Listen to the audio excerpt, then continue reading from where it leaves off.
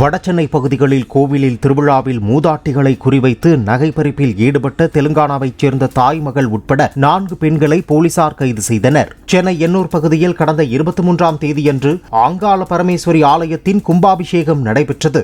அப்போது நகைகளை காணவில்லை என்ற புகாரின் பேரில் போலீசார் வழக்கு பதிவு செய்து தனிப்படைகள் அமைக்கப்பட்டன. நகைப்பறிப்பில் ஈடுபட்ட 4 பெண்கள் பேசின் பிரிட்ஜ் ரயில் நிலையம் அருகே பிடிபட்டனர்.